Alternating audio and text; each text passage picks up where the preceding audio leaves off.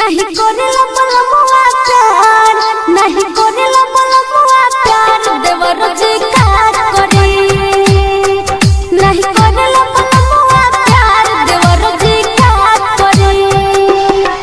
तू तो नैहरा के हम हो तू तो नैहरा के हम छिनार बोला हम कहा करी कैलू नैहरा में कई गो भतार प्यार का करी हो कैलू नैहरा में कई गो भतार प्यार का करी हो।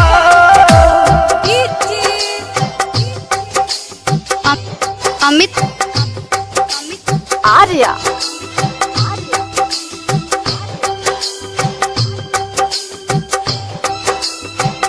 आप सुन रहे हैं प्रदीप पांडे को।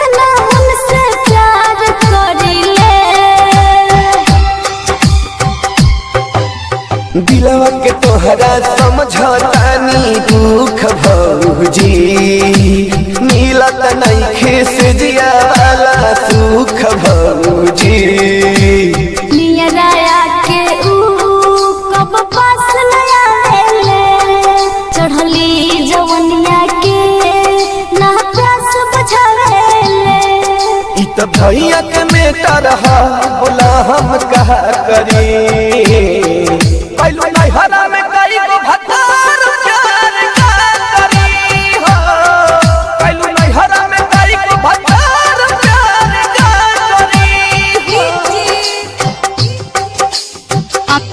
अमित आर्या धूम रिकॉर्डिंग स्टूडियो हरिराम चौराहा।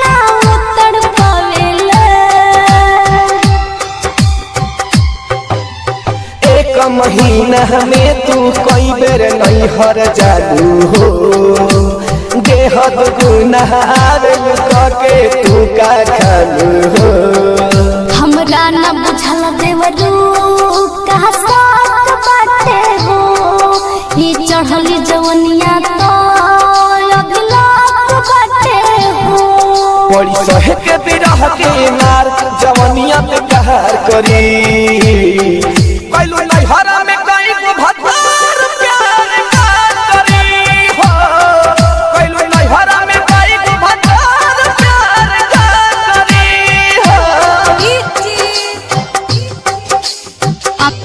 अमित आर्या आप सुन रहे हैं प्रदीप पांडे को।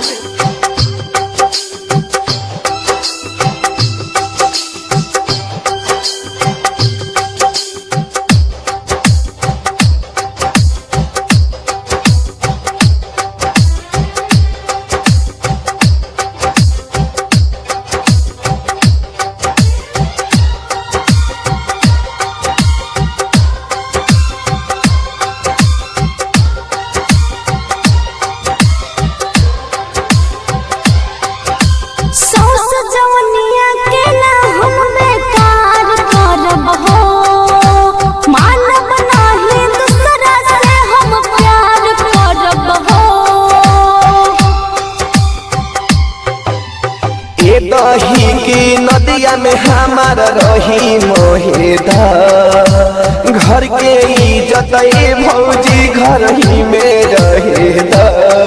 सुन प्रदीप पांडे हो ना सहल जाता हो, बोझ लेके जवनिया के ना रहल जाता हो।